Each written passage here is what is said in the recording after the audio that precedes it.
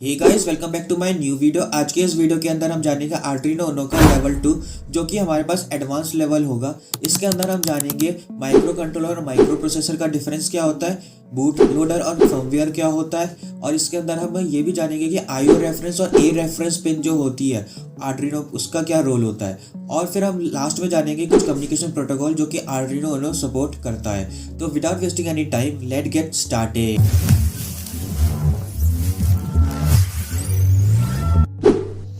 So guys, advance level समझने से पहले हम बेसिक लेवल को रिवाइज करते हैं। हमने जाना था कि हमारे पास 0 से लेकर 13 तक का डिजिटल पिन्स होती है और इसमें से कुछ हमारे पास PWM पिन होती है।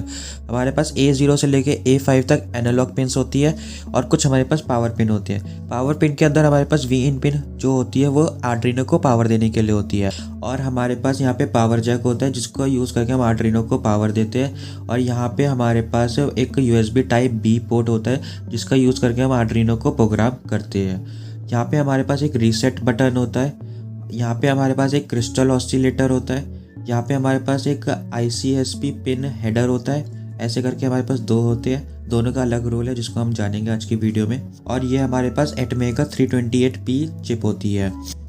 इसके अंदर हमारे पास ऑपरेशनल वोल्टेज जो होती है वो 5 वोल्ट की होती है।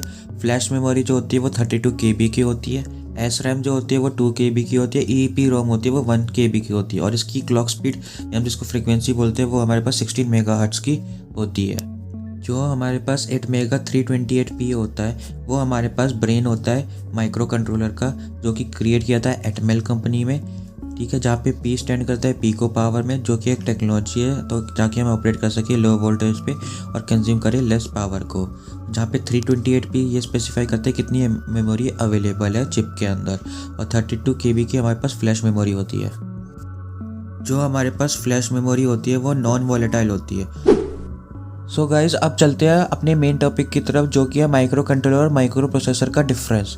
ये जानना हमारे लिए काफ़ी ज़्यादा ज़रूरी है, क्योंकि हम जब भी बात करते हैं कि हमारे पास आर्डिनो के अंदर एटमेगा 328P का क्या है, माइक्रो कंट्रोलर है, पर लेकिन फिर माइक्रो प्रोसेसर क्या आर्डिनो में माइक्रो प्रोसेसर नहीं होता? नहीं होता। क्यों? क्योंकि जो माइक्रो प्रोसेसर होता है वो हमारे पास, जैसे रास्पबेरी पाई आपने सुना होगा, उसके अंदर होता है, या फिर हमारे फ़ोनों के अंदर जो प्रोसेसर यूज़ किया जाता है वो हमारे पास एक माइक्रो प्रोसेसर होता है। ठीक है, तो माइक्रो कंट्रोलर और माइक्रो प्रोसेसर में डिफरेंस क्या है, चलो जानते हैं। तो माइक्रो कंट्रोलर होता है वो एक स्मॉल कंप्यूटर होता है, यानी कि ये कंप्यूटर ही होता है। कैसा कंप्यूटर? स्मॉल कंप्यूटर, जो कि किस पे है? चिप पे है, एक स्मॉल चिप पे है। और ये किस लिए डिज़ाइन किया जाता है? एक स्पेसिफिक कंट्रोल टास्क के लिए। ठीक है, स्पेसिफिक कंट्रोल टास्क के लिए। पर लेकिन जो माइक्रो प्रोसेसर होता है वो एक जनरल पर्पस कंप्यूटिंग यूनिट है। यहाँ पे सबसे इंपॉर्टेंट टर्म क्या है? कंप्यूटिंग यूनिट है। मतलब कि ये एक बहुत बड़े हिस्से का एक छोटा कंप्यूटिंग यूनिट, मतलब जहाँ पे कंप्यूटेशन होती है, मैथमेटिकल ऑपरेशन होते हैं या फिर लॉजिक बिल्डिंग होती है, वो है। ठीक है, जनरल पर्पस, कोई भी जनरल पर्पस के लिए यूज़ किया जाता है। और ये एग्जीक्यूट क्या करता है? इंस्ट्रक्शन को, और परफॉर्म करता है कुछ कंप्यूटेशन को। तो सबसे बड़ा डिफरेंस यही है कि ये हमारे पास स्मॉल कंप्यूटर है, यानी इसके पास क्या क्या होगा? इसके पास इसका अपने पास ना, इसका खुद का CPU है, इसकी मेमोरी है, इसके पास इनपुट आउटपुट पोर्ट है, और इसके पास टाइमर है एक सिंगल चिप पे।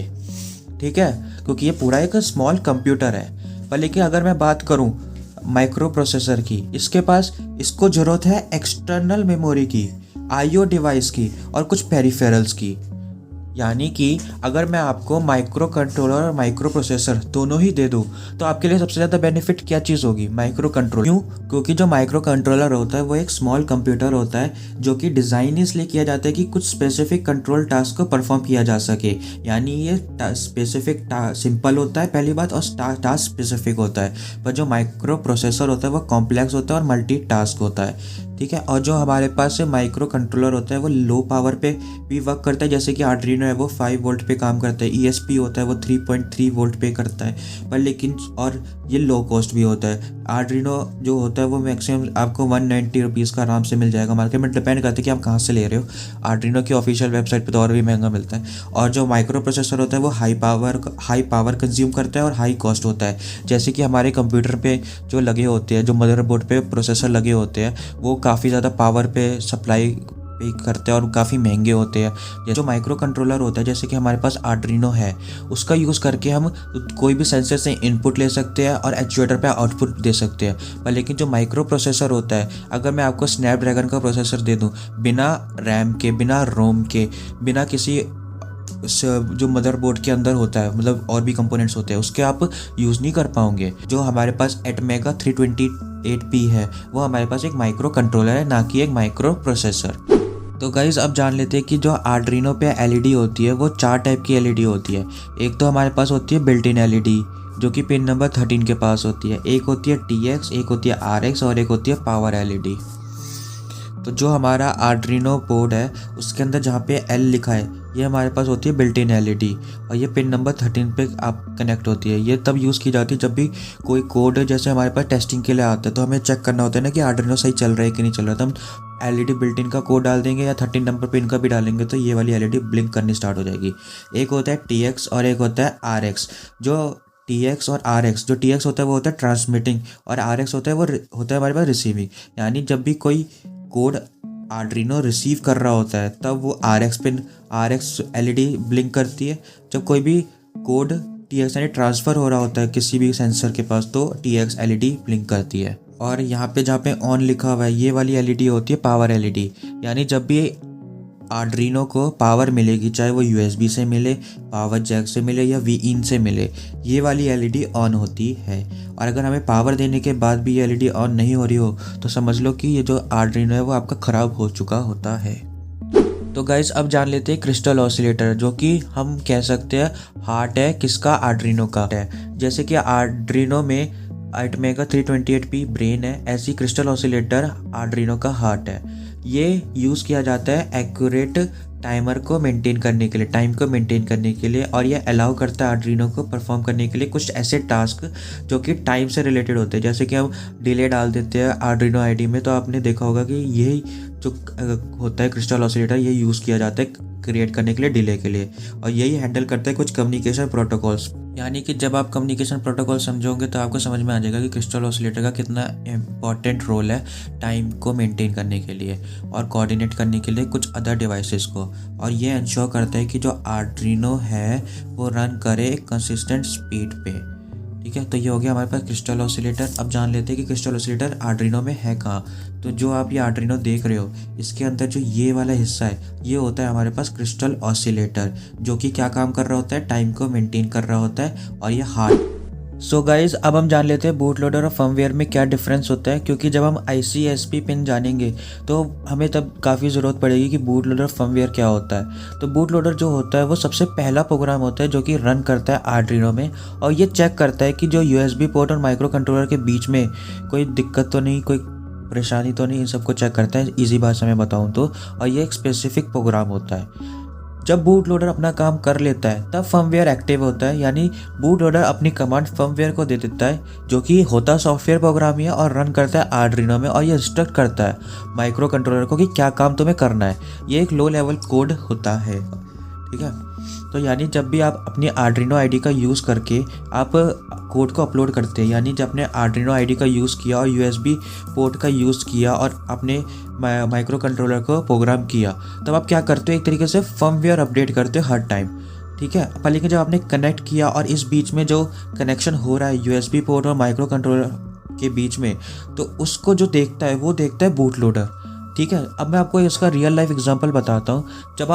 जब भी आप अपना लैपटॉप ऑन करते हैं, तब आपने एक चीज़ नोटिस की होगी कि जैसे मैंने लैपटॉप ऑन किया और स्क्रीन पे कोई डिस्प्ले आई, उससे पहले उस बीच में कुछ डिफरेंस होता है या कुछ डिले होता है। वो डिले सिर्फ इस वजह से ही होता है कि जो बूट लोडर होता है वो क्या काम करता है, कंप्यूटर अपने लैपटॉप के अंदर सारे कंपोनेंट्स के बीच को देखता है कि सब एक्टिव मोड में, सारे कम्युनिकेशन सही से हो रहे हैं नहीं हो रहे, कोई चीज़ ख़राब तो नहीं है, उन सबको एक बार सेटअप करता है। फिर जब बूट लोडर अपना काम कर चुका होता है, सब कुछ अपना एक्टिव मोड में होता है, तब वो क्या करता है, स्क्रीन ऑन हो जाती है, यानी लैपटॉप ऑन हो जाता है। आज के टाइम पे जो लैपटॉप्स होते हैं उसके अंदर जो बूट लोडर प्रोग्राम होते हैं वो इतने एफिशिएंट और इतने फास्ट हो गए हैं कि हमें वो डिले दिखता ही नहीं है। हम जैसे ही अपना पावर स्विच दबाते हैं वैसे ही लैपटॉप ऑन हो जाता है, तो हमें पता नहीं चलता कि पीछे बैकग्राउंड में क्या काम हुआ। तो ये बूट लोडर काम प्रोग्राम ही होता है जो काम करता है। सो गाइज अब बात करते हैं कि जो आपको यहाँ पे ये दिख रही है ये चिप, ये भी एक माइक्रो कंट्रोलर चिप ही होती है। जैसे ये तो हमारे पास एटमेगा की काफ़ी बड़ी चिप है माइक्रो कंट्रोलर, ये हमारे पास एक छोटी चिप होती है जिसका काम होता है यूएसबी और माइक्रो कंट्रोलर के बीच में जो भी कम्युनिकेशन होता है उसको हैंडल करने का काम ये इसी का होता है। तो इस चिप को हम बोलते हैं एटमेगा 16U चिप। ठीक है, क्या बोलते हैं हम इसको? एटमेगा 16U चिप बोलते हैं। ठीक है, अब क्या होता है कि कभी कभार हम जब कोड को अपलोड करते हैं तो वो अपलोड नहीं होता, कि उसका कारण ये होता है कि जो ये चिप होती है वो ख़राब हो जाती है। तो इस केस में हम क्या कर सकते हैं कि जो आप यहाँ पे देख रहे हैं इसको हम बोलते हैं 2x3 पिन हेडर। इस पिन हेडर का यूज़ करके हम अपने माइक्रो कंट्रोलर को प्रोग्राम कर सकते हैं, यानी हम फर्मवेयर को अपडेट कर सकते हैं। कब? जब या तो यूएसबी कनेक्शन से कोई भी प्रोग्राम अपलोड नहीं हो रहा हो, तब उस केस में हम इसका यूज़ करके अपने माइक्रो कंट्रोलर का कोड अपलोड कर सकते हैं। तो गाइस अब जानते जैसे कि मैंने इसके बारे में बताया, अब ये भी एक चीज़ होती है। तो ऐसे करके हमारे पास दो होती है। एक तो हमने बता दिया कि हम बोलते हैं 2x3 ICSE पिन है, पिन बोलते हैं इसको, इस वाले को। इसको बोलते हैं 6 पिन, जो कि होता है 3x2 का कॉन्फ़िगरेशन होता है। इसको भी ICSP बोलते हैं, 6 पिन ICSP बोल सकते हैं। अब इन दोनों का काम में ज़्यादा कुछ फ़र्क नहीं है। सबसे इम्पॉर्टेंट जो फ़र्क है वो सिर्फ यही फ़र्क है कि जो 6 पिन ICSP पिन होता है वो यूज़ किया जाता है बूट लोडर, यानी जो इस पे जो प्रोग्राम होता है उसको अपडेट करने के लिए यूज़ किया जाता है। यहाँ बोल सकते हैं कि जो SPI कम्युनिकेशन प्रोटोकॉल, जो कि हम आने वाली वीडियोज़ में जानेंगे, उसका यूज़ करके हम इसको कम कर सकते हैं। मतलब कि अगर हमारे पास 2 आर्डिनो बोर्ड है और एक बोर्ड को हम मास्टर और एक स्लेव की तरह यूज़ कराना चाहें तो हम इस पिन का यूज़ करके हम प्रोग्राम कर सकते हैं। किसको? अपने ATmega 328P micro controller chip को। ठीक है, तो यहाँ पे लिखा भी है मैंने कि ये यूज़ किया जाता है बूट लोडर प्रोग्राम को अपडेट करने के लिए, फ्लैश बोलते हैं जिसको हम, या फिर एक डायरेक्टली कोड लिख देता है किस पे? माइक्रो कंट्रोलर पे। कौन से पिन? ये वाली पिन को। अब बात करते हैं जो हमारे पास 2x3 पिन थी, जिसका मैंने आपको बताया कि फर्मवेयर को अपडेट करने के लिए, यानी जब भी हमारे पास ये वाली चिप जो कि एटमेगा 16U चिप है ये ख़राब हो जाती है, तो हम जब भी USB पोर्ट लगाएंगे तो हमारा कोड अपलोड नहीं होगा, तब हम इसका यूज़ करेंगे, इस पिन का यूज़ करेंगे कोड को अपलोड करने के लिए। ठीक है, आई होप आपको ये बात समझ में आई होगी। सो गाइज़ अब तक हमने बहुत सारी चीज़ें जान ली। अभी भी हमारे पास 2 चीज़ें ऐसी बची है जो कि काफ़ी इंपॉर्टेंट है और काफ़ी एडिशनल है। तो सबसे पहले यहाँ पे आपको दिख रहा होगा कि एक पिन यहाँ पे ग्राउंड के बगल में जो पिन लगी हुई है वहाँ पे लिखा हुआ है AREF का मतलब होता है एनालॉग रेफरेंस पिन। ये वाली पिन एनालॉग रेफरेंस पिन होती है और एक ये वाली पिन होती है IO रेफरेंस पिन की। ये वाली जो पिन है लास्ट की, ये तो कनेक्टेड ही नहीं होती है, तो सिर्फ ऐसी दी हुई है। जो ये वाली पिन है, ये वाली पिन जो होती है वो होती है हमारे पास IO रेफरेंस पिन। तो इन दोनों को पिन के बारे में भी ढंग से समझते हैं कि इसका क्या रोल है, कैसे हम इसका यूज़ कर सकते हैं अपने आर्डिनो प्रोग्रामिंग के अंदर। सो गाइस सबसे पहले जान लेते हैं कि जो AREF पिन हमने देखी थी, यानी एनालॉग रेफरेंस पिन, इसका क्या रोल है और इसको हम कैसे यूज़ कर सकते हैं अपने प्रोग्रामिंग के अंदर। तो जो हमारे पास ये पिन है ये अलाउ करती है कि जो एक्सटर्नल रेफरेंस होता है वोल्टेज को, किसके लिए? जो एनालॉग टू डिजिटल कन्वर्टर होता है उसके लिए ये क्या सप्लाई करता है? एक एक्सटर्नल रेफरेंस वोल्टेज सप्लाई करता है, जो कि यूज़ की जाती है जब भी हम एनालॉग इनपुट को एनालॉग रीड फंक्शन से रीड कर रहे होते हैं। अब आपको इस लाइन को पढ़ के कुछ समझ तो आया नहीं होगा, मैं आपको ढंग से बताता हूँ। तो जो हमारे पास एनालॉग पिन होती है, जो कि हमारे पास A0 से लेके A5 तक 6 पिन्स जो होती है वो हमारे पास एनालॉग पिन्स होती है। इसका काम क्या होता है? एनालॉग डेटा को रीड करना। एनालॉग डेटा वो डेटा होता है जो कि हमारे पास एक कंटिन्यूअस वेव फॉर्म के रूप में डेटा आता है, उसको हम बोलते हैं एनालॉग डेटा। इसकी वैल्यू हमारे पास 0 से लेके 1024 तक होती है। पर लेकिन ये वैल्यू ऐसा नहीं है। अब जैसे कि हमारे पास आर्डिनो की जो ऑपरेशनल वोल्टेज है वो 5 वोल्ट है, यानी 0 से लेके 5 वोल्ट तक। पर तो जो हमारा एनालॉग डेटा होगा वो हमारे पास 0 से लेके 5 वोल्ट तक वेरी करेगा, पर जो डिजिटल डेटा होगा वो 0 से लेके 1024 तक वेरी करेगा। क्यों? क्योंकि एनालॉग जो होता है वो हमेशा वोल्टेज को ही इनपुट लेता है, यानी जो आप ये कर्व देख रही है हमारे पास वोल्टेज का कर्व है, पर लेकिन जो हमारे पास ये वैल्यू आएगी, ये जो डिजिटल वैल्यू आएगी 0 से लेके 1023 लिखेंगे ना, क्योंकि टोटल आउटपुट तो 1024 होता है, पर लेकिन जब रेंज की बात करेंगे तो 0 से लेके 1023 तक हमारे पास आती है। तो इस बीच में जो एनालॉग डेटा जो कि 0 से लेके 5 वोल्ट के बीच का डेटा जो हमारे पास इसमें आ रहा है 0 से लेके 1023 तक, इसको कन्वर्ट करने का काम किसका होता है? हमारे पास एक ADC होता है हमारे पास, तो वो होता है हमारे पास analogue to digital data converter. Analogue to digital converter होता है जो कि एनालॉग डेटा को डिजिटल डेटा में कन्वर्ट करने का काम करता है। तब अब आपके मन में एक सबसे बड़ा सवाल आएगा कि जो एनालॉग डेटा है जो कि हमारे पास 0 से लेके 5 वोल्ट के बीच में आ रहा है, जो वोल्टेज नाप रहा है, तो हमें ऐसी क्या ज़रूरत आ गई कि हमें इसको डिजिटल डेटा में कन्वर्ट करना पड़ेगा? ऐसी क्या दिक्कत आई? क्यों? क्योंकि जो माइक्रो कंट्रोलर होता है वो सिर्फ डिजिटल डेटा को ही प्रोसेस कर सकता है। इस वजह से हमें एक एनालॉग टू डिजिटल कन्वर्टर चाहिए होता है, ठीक है, ताकि जो माइक्रो कंट्रोलर है वो रीड कर सके, स्टोर कर सके और प्रोसेस कर सके इन्फॉर्मेशन को। तो जो आर्डिनो ऊनो है उसके पास 10 बिट रेजोल्यूशन का है, यानी ये वही मैंने बताया ना 2 की पावर 10 यानी 1024 डिस्क्रीट एनालॉग वैल्यू को रीड कर सकता है, ठीक है। अब जैसे कि आपको पता है कि ये एनालॉग सिग्नल 0 वोल्ट से लेके 5 वोल्ट के बीच में आ रहा है, और हमने क्या किया, एनालॉग रीड फंक्शन का यूज़ किया अपने आर्डिनो आईडी के अंदर, और वो क्या रिटर्न करेगा? डिजिटल वैल्यू को रिटर्न करेगा। यानी ADC अपना काम कर रहा है जो कि एनालॉग सिग्नल को लेके डिजिटल वैल्यू में कन्वर्ट कर रहा है।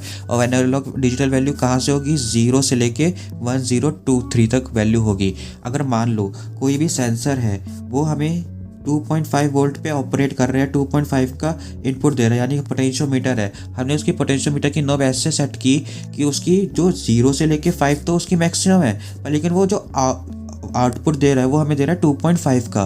तो एनालॉग जो रीड फंक्शन होगा वो 2.5 को नहीं रीड करेगा, वो रीड करेगा 512 को, ठीक है, क्योंकि जो माइक्रो कंट्रोलर होता है वो डिजिटल वैल्यू पे ही काम करता है। तो गाइज़ अब जैसे कि आपको पता है कि हमारा आर्डिनो ऊनो होता है, उसकी जो ऑपरेशनल वोल्टेज है वो 5 वोल्ट की है, यानी जो मैंने आपको बताया 0 से लेके 5 वोल्ट, यानी 0 को तो 0 कन्वर्ट करेगा, 5 वोल्ट को जो कन्वर्ट करेगा वो 1023 कन्वर्ट करेगा। पर अगर मान लो मैंने कोई एक ऐसा सेंसर यूज़ किया जो ऑपरेट हो रहा है 3.3 पे, तो वो जो 3.3 वोल्ट आएगा, ठीक है, क्या वो उसको भी ये 0 इस पे कन्वर्ट करेगा 1023 पे? नहीं, वो ऐसा नहीं करेगा। क्यों? क्योंकि जो 3.3 वोल्ट है वो 5 से कम है। अब क्योंकि जब 5 से कम होगी तो वो जो वैल्यू है वो हमारे पास 1000 से के आसपास या उससे नीचे वैल्यू आएगी। अब इस केस में क्या होता है कि आपने जब भी कोई फंक्शन लिख रखा है या आपने अपने आर्डिनो आईडी पे लिख रखा है, वो तो आपने 5 वोल्ट के हिसाब से डिफाइन कर दिया कि मेरी जो वैल्यू आ रही है, जो भी मेरे को सेंसर की मतलब एक थ्रेशोल्ड फिक्स कर देते ना कि मेरे को 1001 आएगी और इससे लेस होगी या उससे अप होगी, तब मेरा वो हाई या लो हो जाए। पर लेकिन इस केस में तो 3.3 पे तो हमेशा ही वैल्यू नीचे रहेगी, चाहे वो वैल्यू मैक्सिमम क्यों ना हो, तब भी वो वैल्यू वही होगी। इस केस में हम एनालॉग रेफरेंस पिन का यूज़ करते हैं ताकि हम अपनी जो रेफरेंस है उसको हम चेंज कर सके कि हमें डिफ़ॉल्ट जो 5 वोल्ट का है वो नहीं चाहिए, हमें इस केस में वो चाहिए जो हमारा सेंसर आउटपुट दे रहा है। मतलब कि हम चाहते हैं कि 3.3 सेंसर जैसे दे रहा है आउटपुट, उस केस में भी वो रीड करे 1023 वैल्यू को ही, जैसे कि वो 5 वोल्ट के डिफ़ॉल्ट पे कर रहा था। उस केस में हमारी जो कंडीशन होगी 101 वाली, तो वो हमारी सही आएगी, यानी मैक्सिमम पे हमें वही वैल्यू मिलेगी जो कि 1023 होगी, यानी वो हमेशा ग्रेटर है। इस वजह से हम यूज़ करते हैं एनालॉग रेफरेंस पिन का। तो आपको यहाँ पे पढ़ के अब समझ में आएगा कि जो एनालॉग रेफरेंस पिन है वो अलाउ करती है एक एक्सटर्नल रेफरेंस को, जो कि हमारे पास डिफ़ॉल्ट तो 5 वोल्ट है, पर एक्सटर्नली हमने एक रेफरेंस डाला जो कि 3.3 हो सकता है या कोई भी ऐसी वैल्यू हो सकती है जो कोई भी सेंसर भेज रही है। अगर मान लो कोई एक ऐसा सेंसर जो 1.5 पे काम कर रहा है और हम उसकी चाहते हैं कि हम सीरियल मॉनिटर पे प्रिंट कराए वैल्यू को, पर वो वैल्यू एग्जैक्ट दे, तो हम यूज़ करेंगे एनालॉग रेफरेंस का, और एनालॉग रेफरेंस में एक्सटर्नली हम डालेंगे 1.5 वोल्ट की सप्लाई, ठीक है। तो ये हमारे पास, और यही इंस्ट्रक्ट करता है एनालॉग टू डिजिटल कन्वर्टर को कि अब जो कन्वर्ट करे वो वैल्यू हमारे पास इस तरीके से कन्वर्ट करे कि जो 5 वोल्ट जो 3.3 वोल्ट है उसको 1023 ही दे वैल्यू, क्योंकि वो पहले दे रहा था 5 वोल्ट को 1023, इस वजह से वो अब वही करेगा।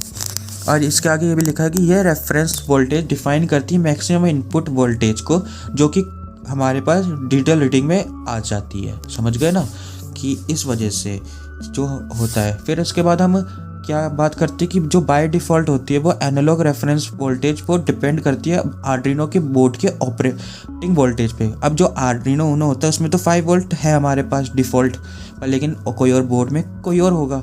इस वजह से हम एक्सटर्नल वोल्टेज सप्लाई को कनेक्ट करते हैं ARF पिन के अंदर, ताकि हम सेट कर सकें एक अप्रोप्रिएट रेफरेंस मोड। ठीक है, अब सबसे इम्पॉर्टेंट बात हमारे पास जो आती है कि जब भी हम एक्सटर्नल वोल्टेज यानी जब हम ARF पिन का यूज़ करेंगे तब हमें एनालॉग रेफरेंस एक्सटर्नल फंक्शन का भी यूज़ करना पड़ेगा। यानी जो हम यूज़ कर रहे हैं एनालॉग रेफरेंस को, ठीक है, और हम एक्सटर्नली कितना वोल्टेज दे रहे हैं वहाँ इस एक्सटर्नल पे लिखा जाएगा। अगर हम यहाँ पे 3.3 दे रहे हैं तो हम 3.3 लिखेंगे। ये हमारी मदद करेगा ADC को बताने में कि अब हमारी जो एनालॉग रेफरेंस वाली है, जो एक्सटर्नल वोल्टेज है वो 3.3 है, उस हिसाब से अब हमें कन्वर्ट करके दो। अगर हम ये फंक्शन नहीं यूज़ करते अपने कोड में और हम सीधा ही लिख देते हैं एनालॉग रीड करके फंक्शन हम लिख देते हैं, सीधा ही एनालॉग रीड फंक्शन का यूज़ कर देते हैं, तब हमारे जो आर्डिनो है वो ख़राब हो सकता है। सो गाइज, आप जानते हैं जो हमारे पास IO रेफरेंस पिन है इसका क्या रोल है, क्योंकि अभी हमने जाना है एनालॉग रेफरेंस, ये तो काफ़ी ज़्यादा इंपॉर्टेंट है उस केस में जब भी हमारे पास सेंसर की वैल्यू हमारे पास 5 वोल्ट से कम है। तो अब जो IO रेफरेंस है वो हमारे लिए इतना यूज़फुल नहीं है, वो तब यूज़फुल होगा जब आप आर्डिनो शील्ड का यूज़ करेंगे। अब आप सोच रहे हो आर्डिनो शील्ड क्या होती है, आप इमेज में देख भी सकते हैं। आर्डिनो शील्ड एक टाइप की शील्ड है जो कि आर्डिनो ऊनो को पूरा कवर कर सकती है। जो आर्डिनो के अंदर, क्योंकि ऐसा होता है कि आर्डिनो में कोई ब्लूटूथ नहीं है, कोई भी वाईफाई सपोर्ट नहीं है, कोई भी ईथरनेट का पोर्ट नहीं है, तो जब भी हमें कुछ एक्सटर्नल फीचर चाहिए होते हैं तब हम क्या करते हैं, आर्डिनो शील्ड का यूज़ करते हैं, ताकि हम आर्डिनो ऊनो का यूज़ करते हुए हम कुछ एक्स्ट्रा फीचर्स ले सके। अब क्योंकि जो आर्डिनो ऊनो है उसकी तो डिफ़ॉल्ट 5 वोल्ट है, ठीक है, पर जो हम शील्ड यूज़ करेंगे उससे तो नहीं पता ना हम जो आर्डिनो यूज़ कर रहे हैं उसकी डिफ़ॉल्ट 5 वोल्ट पे काम कर रहा है या 3.3 पे काम कर रहा है, क्योंकि कुछ आर्डिनो ऐसे भी आते हैं डिफरेंट वेरिएंट के जिसकी ये सारी पिन कॉन्फ़िगरेशन सेम होती है, बस उसका वोल्टेज डिफरेंट होता है। ठीक है, तो उस केस में हमें जो IO रेफरेंस होती है वो उस शील्ड को बताती है कि जो आर्डिनो है वो कौन सा वोल्टेज को सपोर्ट करता है। ये बहुत ज़्यादा ज़रूरी है उस शील्ड को जानने के लिए कि भाई क्या है। ये वैसे प्रोग्रामिंग में कोई ऐसा इंपॉर्टेंट नहीं है, ये सिर्फ शील्ड के लिए ज़रूरी है, आर्डिनो शील्ड के लिए। तो गाइज़, अब हम आ गए एकदम लास्ट सेशन पे, क्योंकि अब इतना टाइम नहीं है कि मैं आपको कम्युनिकेशन प्रोटोकॉल एक अच्छे से समझाऊं, तो मैं आपको ये बता देता हूँ कि जो हमारे पास आर्डिनो ऊनो है वो कौन कौन से कम्युनिकेशन प्रोटोकॉल को सपोर्ट करता है और कौन कौन सी पिन कम्युनिकेशन प्रोटोकॉल के लिए यूज़ की जाती है। तो जो हमारे पास ये पावर पिन है इसकी हमने IO रेफरेंस की बात कर ली, 3.35 ग्राउंड इसकी बात कर ली। वीन के अंदर हमारे पास 7 से लेकर 12 वोल्ट तक होता है, और अगर हम इस 20 वोल्ट भी दे सकते हैं पर हमारा ख़राब भी होने का चांस है तो 7 से लेकर 12 तक दे। तो जो हमारे पास एनालॉग पिन होती है उसकी जो हमारे पास A0 से लेकर A5 के तक पिन होती है, उसमें जो हमारे पास A4 और A5 होती है वो सपोर्ट करती है I2C प्रोटोकॉल को। ठीक है, जिसमें A4 जो होती है वो हमारे पास सीरियल डेटा के लिए होती है और जो A5 होती है वो सीरियल क्लॉक के लिए होती है। जैसे कि हमें पता है I2C में सिर्फ 2 ही वायर्स होती है, एक सीरियल डेटा एक सीरियल क्लॉक, जिसमें A4 सीरियल डेटा के लिए होती है और A5 सीरियल क्लॉक के लिए होती है। अब बात करते हैं जो डिजिटल पिन्स थी, जो कि 0 से लेके हमारे पास 13 तक पिन होती है, वो डिजिटल पिन्स होती है, जिसमें जो पिन नंबर 0 होती है वो हमारे पास होती है RxD यानी जो रिसीवर के लिए काम करती है, और 1 नंबर पिन होती है वो ट्रांसमीटर के लिए काम करती है। जो ये होती है ये सपोर्ट करती है UART प्रोटोकॉल। UART का मतलब होता है यूनिवर्सल एसिंक्रोनस रिसीवर ट्रांसमीटर। तो यानी रिसीवर कौन सी है 0 नंबर, ट्रांसमीटर कौन सी है 1 नंबर। जैसे कि हमारे पास ब्लूटूथ कम्युनिकेशन होते हैं उसके अंदर हम रिसीवर ट्रांसमीटर का यूज़ करते हैं। तो जो बाय डिफ़ॉल्ट है वो 0 और 1 है, पर लेकिन हम कुछ लाइब्रेरीज़ का यूज़ करके हम ये डिक्लेयर कर सकते हैं कि हम पिन नंबर 9 को 10 को या 11 को कोई भी 14 पिन में से हम कोई और पिन का यूज़ कर रहे हैं। पर लेकिन अगर हमें बाय डिफ़ॉल्ट हम यूज़ करना चाहते हैं तो हम 0 और 1 का यूज़ करेंगे, ये बताने के लिए कि हम UART प्रोटोकॉल का यूज़ कर रहे हैं। अब बात करते हैं SPI प्रोटोकॉल की। जो SPI प्रोटोकॉल होती है वो पिन नंबर 10, 11, 12 और 13 ये 4 पिन सपोर्ट करती है, क्योंकि जो SPI होती है वो 4 वायर्स पे बेस्ड होती है, जिसमें जो पहली जो 13 नंबर पिन है वो होती है सीरियल क्लॉक के लिए, ठीक है। और जो ये होती है हमारे पास, जिसको हम मास्टर इन स्लेव आउट भी बोलते हैं, पर लेकिन मॉडर्न जो आर्डिनो डॉक्यूमेंटेशन अगर आप पढ़ेंगे उसके अंदर इसमें ऐसा लिख दिया कंट्रोलर इन पेरिफेरल आउट। इसका भी मतलब वही है कि मास्टर की जगह कंट्रोलर आ गया और स्लेव की जगह पेरिफेरल आ गया। ऐसी ही है जिसको हम कंट्रोलर आउट पेरिफेरल इन बोलते हैं, या हम कह सकते हैं मास्टर आउट स्लेव इन बोल सकते हैं। और जैसे कि हमने स्लेव सेलेक्ट पढ़ा था, यहाँ पे आ गया चिप सेलेक्ट। दोनों का मतलब एक ही, स्लेव सेलेक्ट और चिप सेलेक्ट, क्योंकि पहले के टाइम पे हम मीसो मोसी और SS बोला करते थे, पर आज के टाइम पे जो आर्डिनो डॉक्यूमेंटेशन अपडेट किया उसके अंदर कंट्रोलर इन पेरिफेरल आउट और कंट्रोलर आउट पेरिफेरल इन और चिप सेलेक्ट का यूज़ किया SPI प्रोटोकॉल में, ठीक है। और जो हमारे पास, जैसे कि मैंने आपको यहाँ पे बता दिया कि 0, 1 किस UART को करता है, फिर हमारे पास 10, 11, 12, 13 ये हमारे पास SPI को करता है। फिर हमारे पास जो आप यहाँ पे एक सेकेंड, जो आप यहाँ पे ये देख रहे हैं SDA और SCL जो पहले से लिखा हुआ है, ठीक है, ये SDA और SCL जो लिखा हुआ है ये हमारे पास I2C कम्युनिकेशन को सपोर्ट करते हैं, जिसमें मतलब होते हैं सीरियल डेटा और serial clock, serial data serial clock यहाँ पे होते हैं। तो गाइज़ आई होप आपको समझ में आई होगी सारी बातें। एक चीज़ और लास्ट में बता देता हूँ कि जो आप यहाँ पे देख रही है 2 कैपेसिटर है यहाँ पे, ये हमारे पास 5 वोल्ट की रेगुलेटर आईसी है। जब भी यहाँ पे पावर जो होती है वो हमने 7 वोल्ट 12 वोल्ट दे दी, तो जो ये रेगुलेटर होती है इसको 5 वोल्ट में कन्वर्ट करती है, फिर वो अपने उसके आर्डिनो को करती है। अगर मान लो हमने USB पोर्ट से यहाँ पे कनेक्ट किया, ये जो लगा हुआ है ये फ्यूज़ होता है। अगर मान लो कि कभी किसी केस में हमें आर्डिनो में बहुत ज़्यादा पावर चली जाती है, ये फ्यूज़ जो होता है ये बर्न कर जाता है ताकि हमारा आर्डिनो सेफ हो सके। तो उस केस में आपको ये फ्यूज़ रिमूव करके दोबारा से नया फ्यूज़ लगा दोगे तो हो जाएगा हमारा ठीक। अब जैसे कि हम जानते हैं कि यहाँ पे 3.3 वोल्ट की पिन लगी हुई है, तो इस पिन को कन्वर्ट कौन करता है? ये जो आप यहाँ पे देख रहे हैं ये वाली जो IC है, एक मिनट, हाँ ये वाली जो IC आपको दिख रही है, ये वाली जो होती है ये 3.3 में कन्वर्ट करती है। यानी सबसे पहले जो 12 वोल्ट है उसको 5 वोल्ट में ये कन्वर्ट करेगी, फिर जो 3.3 को कन्वर्ट करने के लिए ये वाली यूज़ होती है। और ये तो आपको मैंने बताई दिया कि ये क्रिस्टल ऑसिलेटर है, ये हमारे पास 8 मेगा 16U2 चिप है, ये हमारे पास पिन हेडर है, और ये मैंने बता दिया TX RX के लिए कौन सी पिन होती है, LED बिल्ट इन होती है, पावर की पिन होती है, सारी बातें मैंने आपको बता दी। आई होप आपको सारी बातें समझ में आई होगी इस आर्डिनो के बारे में और एडवांस लेवल अच्छा लगा होगा। अगर आपको इन केस कोई चीज़ ना समझ में आई हो या फिर आपको कोई चीज़ अलग से जाननी हो तो मैं उसका भी एक डेडिकेटेड वीडियो बना दूंगा, तो आप कमेंट में बताना कि ये वाली बात मेरे को अच्छे समझ नहीं है, मेरे को और अच्छे से जानना है। तो फिलहाल इस इस वीडियो को करते हैं एंड, फिर मिलते हैं आपको नेक्स्ट वीडियो में नेक्स्ट टॉपिक के साथ। Keep subscribing, keep loving, bye bye.